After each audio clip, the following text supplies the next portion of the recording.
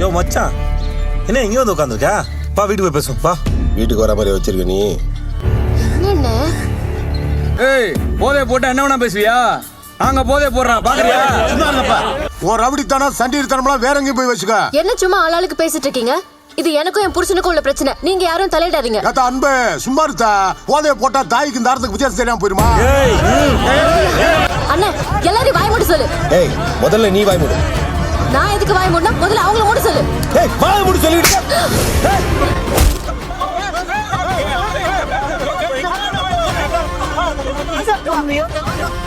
மாமா, என் பொண்டாடி பண்ணி கொடுத்த சத்தியத்துக்காக இடுப்புல சொன்ன கத்தி எடுக்காம இருக்கேன். எடுத்த குறுக்க எவன் வந்தாலும் குத்து வேண்டாம் சொல்லி வைக்கிறேன்.